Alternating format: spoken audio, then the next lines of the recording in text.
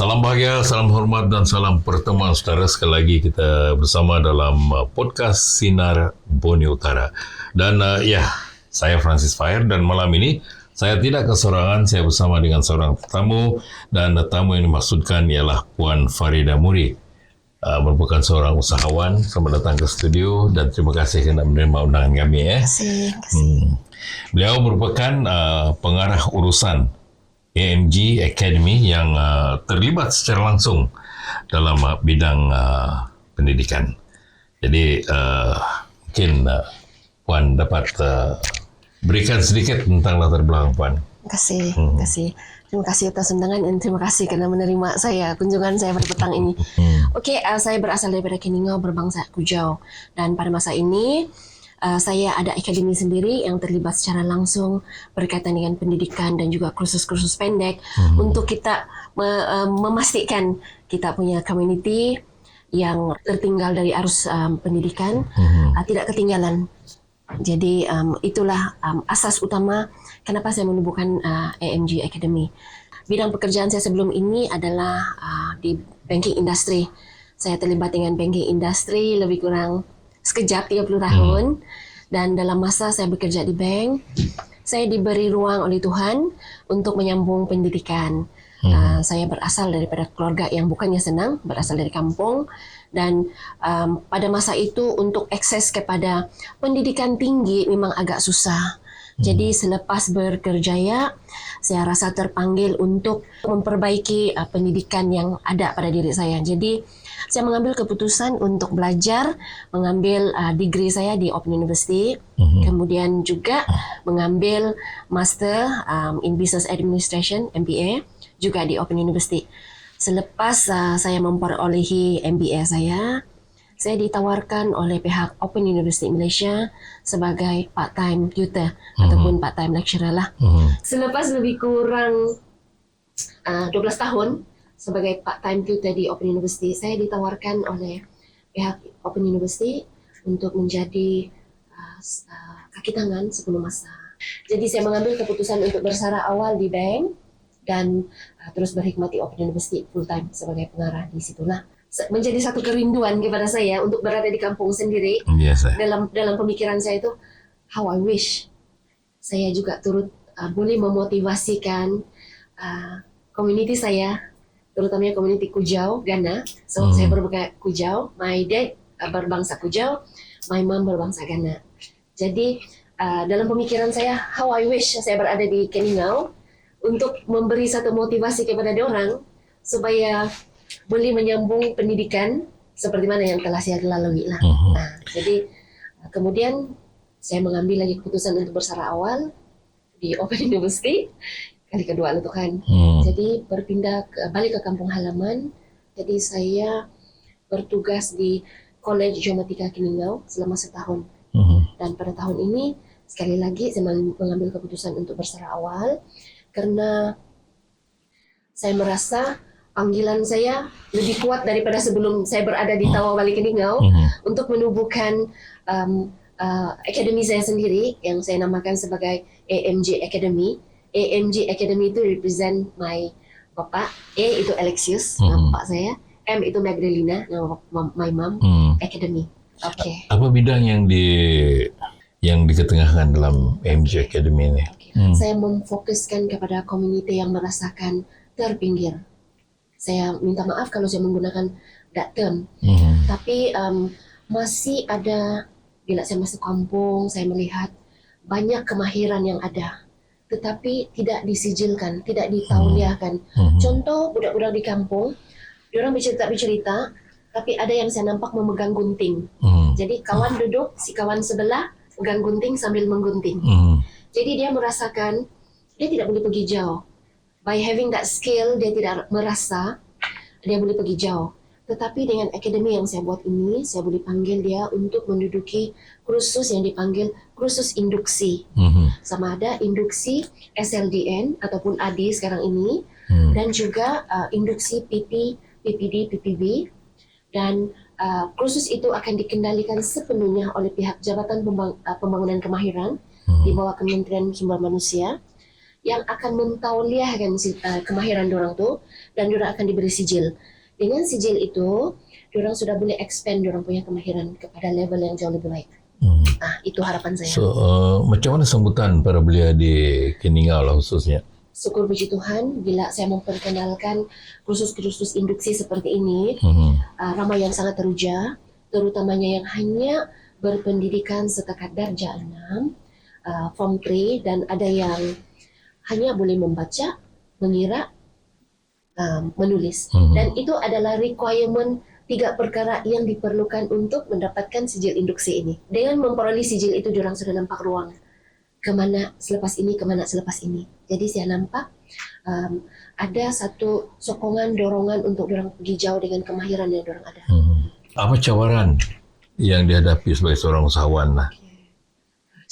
Antara cabaran yang saya hadapi bila saya masuk kampung, of course lah kita bercakap soal kemiskinan. Terutama kawasan di kampung saya sendiri, ataupun saya boleh katakan kawasan Keningau, memang dia adalah kawasan B40. Jadi itu antara cabarannya. Mungkin kita rasa untuk menduduki kursus induksi selama 2 hari sahaja hanya berharga 350. Bagi kita barangkali itu satu jumlah yang sangat kecil. Tapi bagi kita punya saudara-saudara di kampung sana yang ada skill, tapi jumlah itu terlalu besar untuk diorang. Jadi itu antara cabarannya, diorang mau tapi tidak mampu. Itu cabarannya. Itu cabaran bagi peserta. Puan sebagai pengusaha, gimana? Apa cabarannya? Ya, saya tidak mampu untuk membiayai ataupun memberi satu kursus percuma karena saya juga terlibat dengan kos-kos yang itu. Jadi saya rasa difahami. Itulah cabaran yang saya hadapi yang terbesar lah. Bagaimana pula tentang tenaga pengajar kalau kursus-kursus singkat begini? Memang tidak ada masalah karena di Jabatan Pembangunan Kemahiran, diorang sudah melahirkan tenaga pengajar yang terlatih, terutama daripada SIAS, sudah mengeluarkan tenaga pengajar yang berketerampilan dan mempunyai kemahiran yang kita perlukan untuk memastikan kemahiran diorang itu dapat ditauliahkan dalam masa 2 hari.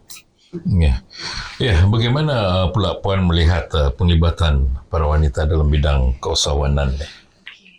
Jadi barangkali itu satu soalan yang general, tapi saya cuba zoom in kepada kawasan saya saja lah kan, kawasan kampung saya lah, Dun Bingkor lah. Jadi saya suka bercakap soal Dun Bingkor karena Dun Bingkor itu sendiri pun dia ada lebih daripada 40 buah kampung. Jadi kalau berbalik kepada soalan tadi, sambutan wanita memang sangat bagus dan mereka teruja untuk mendapatkan sijil-sijil seperti ini. Tetapi kemudian itu antara halangan-halangan yang berlaku lah. Tapi pada masa ini saya belum berputus asa. Saya masih cuba mendapatkan beberapa sumbangan ataupun cara untuk memastikan wanita-wanita di luar sana mampu untuk menghadiri kursus-kursus ini. Antaranya saya coba kumpul beberapa grup untuk menghasilkan satu produk, berada di pasaran, mendapat pendapatan, menghadiri, mendapatkan sijil dan boleh pergi. Itu antaranya lah. Apa nasihat Puan kepada mereka, terutama sekali yang ingin menceburi bidang keusahawanan ini? Apa cabaran yang mungkin mereka akan hadapi dan apa nasihat Puan terhadap itu supaya mereka tidak luntur hati untuk melibatkan diri dalam bidang keusahawanan ini? Terima kasih. Kepada wanita-wanita di luar sana, wanita seperti saya. Kepada rakan-rakan wanita di luar sana, orang bilang kan hidup ini kecil saja, pindik saja. Tapi jangan sampai karena rasa putus asa itu membatasi segala keinginan, segala orang bilang ruang-ruang indah selagi kita diberi nafas. Jadi kepada wanita-wanita di luar sana, jangan jadikan alasan kesusahan kita itu sebagai penghalang, tetapi jadikan dia sebagai satu motivasi. Bukan semua kita boleh atasi dengan uang ringgit semata-mata, tapi kemahiran yang ada itu boleh kita jadikan sebagai satu modal yang jauh lebih besar daripada keuangan itu semata-mata. Ya, itu mengenai dengan keusahawanan. Bagaimana kalau kita melangkah setapak lagi? Kita bercakap pasal politik boleh ya? Wow, oke. Ya, bagaimana Puan melihat tentang perkembangan politik masa kini lah? Wah, masa kini mau pro sudah ini kan? Wah, it's coming to pro 17 lah kan? Oke. Apa yang saya lihat sekarang ini di Sabah ini, saya terus terang, satu skenario berbagai perasaan berbaur yang saya nampak. Karena mungkin karena keadaan kita, perasaan kita, keinginan kita untuk jauh lebih maju, ataupun mungkin setaraf dengan rakan-rakan kita yang lain, contoh macam Sarawak, macam yang di Semenanjung, macam contoh saya boleh ambil contoh anak saya bersekolah di tempat lain, bila balik, bila lah ada. Jadi dengan perkataan sebegitu, saya kaitkan dengan suasana kita sekarang ini. Jadi sangat unik di Sabah ini, karena uniknya karena perasaan jujur, rintihan itu yang bermain supaya didengar. Itu yang saya boleh katakan. Ya, bagaimana Puan melihat tentang nadi suara rakyat sekarang ini yang begitu menginginkan agar parti-parti tempatan akan menguasai pemerintahan negeri Sabah? Kalau kita bersatu, segalanya tidak mustahil. Kalau saya lakukan, biarpun ada itu pepatah pun ada cakaplah, kalau dipecahkan ruyung, dia bilang beramai-ramai itu tidak susah. Tapi kalau sikit saja yang coba memecahkan isu atau ruyung itu memang tidak boleh. Tapi kalau kita bersatu, segalanya tidak mustahil. Begitu juga dengan urus tabir yang kita lalui sekarang ini di Sabah. Kita tidak nafikan terlalu banyak political party di Sabah. Okay. Jadi barangkali masing-masing dengan pendirian, masing-masing dengan pendekatan, masing-masing dengan ideologi, masing-masing dengan moving forward yang ada. Tetapi saya jauh melihat kepada kesatuan itu sendiri. Kenapa dengan kepintaran, dengan moving forward yang ada, yang hebat-hebat ini, tidak kita boleh satukan untuk negeri Sabah itu sendiri. Okay. Saya sebenarnya cemburu dengan Sarawak. Betul. Jadi apa langkah yang harus kita ambil? Kalau saya berharap, ke arah itu. Saya berharap kita bersatu, terutamanya mungkin tidak terlalu keterlaluan kalau saya katakan.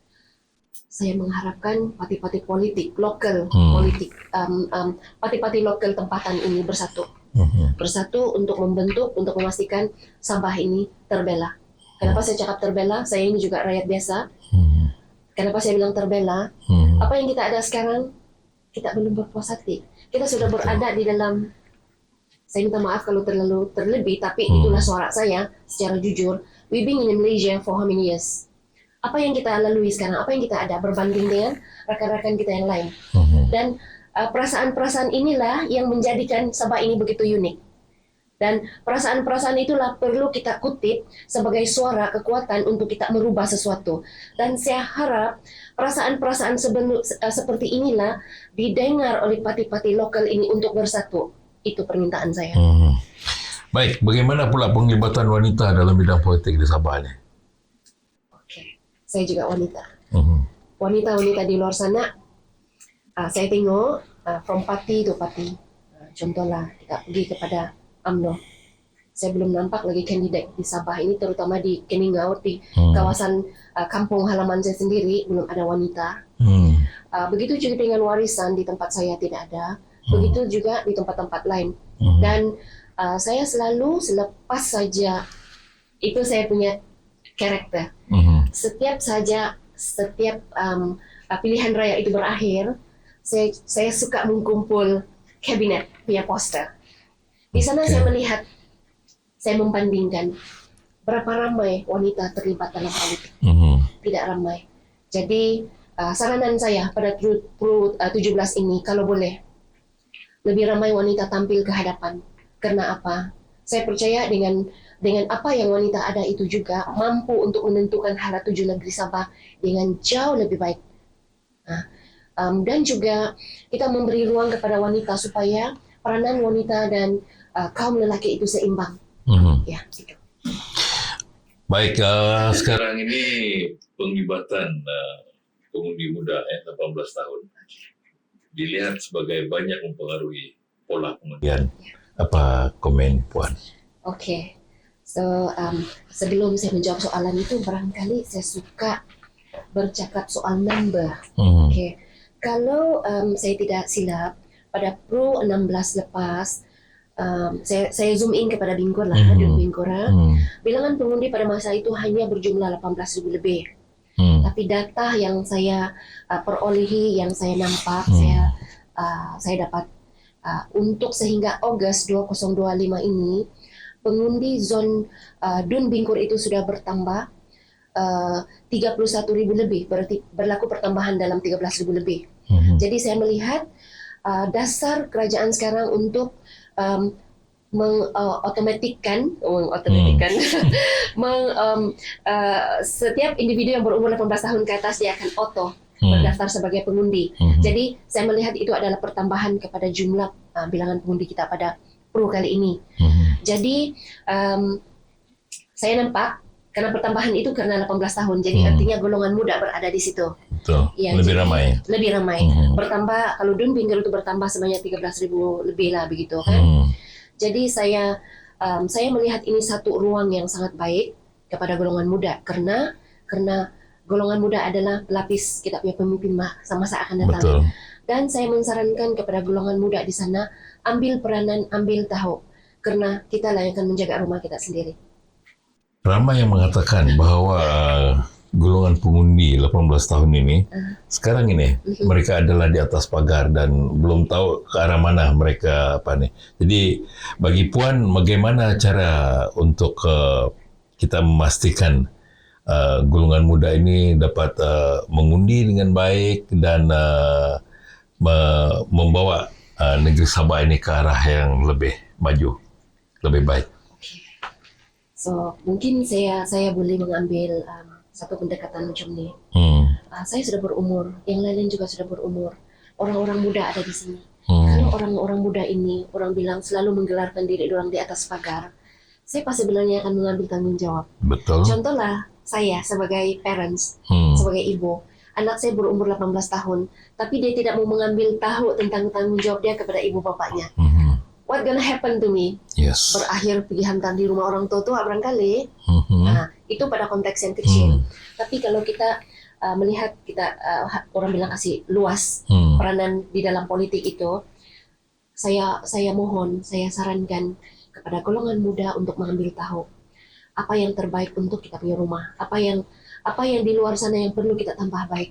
Dan orang-orang muda ini yang jauh lebih bersemangat, jauh lebih bertenaga, kena ambil tahu, kena ambil peranan. Gitu. Baik, jawapan Puan, saya melihat ada kaitan sedikit dengan Sabah Persabahan dan juga Justice Persabahan. Apa yang Puan faham tentang Sabah Persabahan? Okey, Sabah Persabahan itu bukanlah satu istilah yang kita ini being racist kan? Iya. Yang seolah-olah kita menghalang kawan-kawan di luar sana untuk masuk negara kita. Tidak, Betul. Itu bukan konsepnya sebenarnya. Sabah Persabahan itu adalah suara kita supaya kita diberi kuasa untuk mengatur, susun atur kita punya rumah sendiri. Kalau ini adalah budaya Kujau, biarlah Kujau yang susun atur. Betul. Kalau ini Sabah, biarlah orang Sabah yang susun atur. Itu maksudnya Sabah Persabahan. Kita tidak minta lebih, karena kita sebenarnya jauh lebih tahu apa yang perlu kita susun atur di dalam rumah kita sendiri. Itu sebenarnya. So itu saya menggunakan bahasa yang mudah-mudahan difahami oleh semua. Ya. Mudah untuk difahami. Ya. Baik, Justice Persabah apa yang Puan faham? Okay. Justice Persabah ya. Ini Justice Persabah barangkali saya macam merasa terpanggil sedikit kalau boleh saya berkongsi ya. Ini Justice Persabah. Okey. Semasa penubuhan Malaysia pada tahun 1963, okey. Ada beberapa yang telah kita syaratkan untuk turut sama membentuk Malaysia. Dan apa yang kita suarakan itu menjadi satu dasar persetujuan pada masa itu. Dan usul itu, dasar itu telah diterima dengan baik supaya kita turut sama membentuk Malaysia ini. Dan itu telah didokumentasikan dalam bentuk perjanjian dan juga kalau di tempat saya dikaitkan dengan batu sumpah. Jadi apa yang kita hasratkan dalam pembentukan itu berada di batu sumpah supaya kekal untuk dipatuhi, dihormati oleh rakan-rakan yang turut sama membentuk Malaysia pada masa itu. Ya. Baik, terlanjur Puan menyentuh tentang batu sumpah dan secara kebetulan Puan juga di Keningau, orang Keningau kan. Jadi apa yang mungkin Puan boleh ceritakan tentang batu sumpah yang Puan faham? Salam hormat dan ramai mendengar ini. Saya sendiri sangat merasa bangga bila bercakap soal batu sumpah. Karena apa? Dan saya Francis. Orang yang bertanggung jawab terlibat dalam melaksanakan sumpah batu sumpah itu adalah saya punya aki sendiri. Aki saya adalah Aki Gulim bin Adaw. Okey, dia adalah orang yang bertanggung jawab untuk melaksanakan sumpah di batu sumpah pada penubuhan Malaysia itu sendiri dan berlaku di batu sumpah itu berlaku di Keningau dan aki saya yang telah melakukan ritual itu. Dan bukan itu sahaja, legasi ataupun tanggungjawab yang aki saya telah letakkan di batu sumpah itu untuk sebagai satu peringatan jelas. Mungkin kalau dalam bentuk kertas, mungkin kita takut tercicir, terkoyak, gitu kan. Jadi itu adalah another document yang kita boleh lihat physically di batu sumpah. Tertera apa yang kita hasratkan di dalam pembentukan perjanjian itu sendiri. Jadi selepas aki saya meninggal, tanggung jawab itu telah diteruskan oleh bapa saya sendiri, Alexius Murray Gulim. Dan itu menjadi satu kebanggaan dengan saya. Dan kalau bercakap soal batu sumpah, itu adalah nafas saya, itulah adalah nadi saya. Kalau boleh saya katakan, itu darah, rasa, mengalir bila bercakap soal batu sumpah. Ya, because itu datang daripada aki saya terlibat secara langsung dan juga saya punya bapak sendirilah. Dan dari kecil kami melihat perkara itu. Ini saya terdengar bahawa batu sumpah ini telah dipindahkan daripada tempat asal. Apa kebenaran? Ada kebenaran gitu? Ataupun hanya sebagai cakap-cakap di luar? Okey. Pada asalnya batu sumpah itu semasa ditanam pada kali pertama pada tahun 1963, dia diletakkan, kalau kita pernah pergi Keningau tuan, ada jabatan tanah, facing itu hospital lama. Pada asalnya batu sumpah itu diletakkan di situ. Okey. Diletakkan di situ dan kemudian kerana kawasan itu perlu dimajukan ataupun bangunan jabatan tanah itu perlu satu tapak bangunan yang jauh lebih baik. Jadi batu sumpah itu daripada di hadapan jabatan tanah itu zaman British dulu tuan. Mengikut aki saya lah. Batu sumpah itu kenapa diletakkan pada asalnya di sana? Karena di sanalah pusat pentadbiran residensi Keningau pada masa itu. Jadi diletakkan di situ dan bila ada keperluan untuk jabatan tanah bangunan itu perlu dibangunkan di situ, jadi ada keperluan batu sumpah itu perlu dialihkan. Jadi batu sumpah itu dialihkan ke perkarangan pejabat daerah yang sekarang ini diletakkan di situ. Itu perpindahan kali pertama. Dan kemudian oleh kerana pejabat daerah itu ada pagarnya kan. Jadi pada hujung minggu susah pengunjung untuk datang sebab pagar itu kan berkunci dan kita juga melihat kepentingan batu sumpah itu sebagai satu monumen yang sangat penting. Jadi oleh kerana dia diletakkan di dalam perkarangan pejabat daerah, tidak semua dapat hadir pada hujung minggu untuk buat lawatan. Jadi kerana itu batu sumpah itu kemudian disarankan untuk dialihkan di tempat yang jauh lebih baik, yang boleh dikunjungi oleh pengunjung pada hujung minggu dan tempat yang lebih proper lah. Jadi daripada perkarangan pejabat daerah dialihkan ke tapak warisan yang sekarang ini, tapak museum warisan yang ada sekarang ini.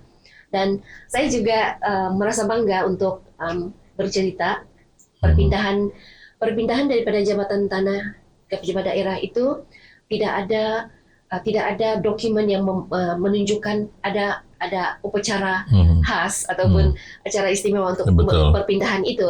Tetapi perpindahan daripada perkarangan pejabat daerah ke tapak museum yang sekarang ini ada upacara yang sangat penting dan perarakan untuk mengalihkan atau memindahkan batu sumpah itu ke tapak warisan museum sekarang ini diketuai oleh masa itu dia panggil ketua pembalian adalah bapak saya sendiri. Sebagai boleh dikatakan pewaris, ada kaitan dengan batu sumpah ini. Perpindahan itu apakah Puan bersetuju atau macam mana? Saya sangat setuju, sangat setuju. Karena di tapak itu dia tapak khas dan boleh dikunjungi pada bila-bila masa oleh pengunjung untuk mengetahui sejarah batu sumpah itu sendiri. Dan kawasan itu sekarang sudah ada penceritaan berkaitan dengan batu sumpah yang ada di sekitar tapak itu sendiri. Jadi information untuk pengunjung-pengunjung kita mendapatkan satu informasi tepat berkaitan dengan batu sumpah sudah di situ. Ya, saudara, dengan itu juga start di sini perbualan saya dengan Puan Farida Muri, seorang usahawan yang juga merupakan pengarah urusan EMG Academy. Terima kasih Puan karena memenuhi undangan kami. Terima kasih Tuan. Kita jumpa lagi dan semoga maju jaya selalu.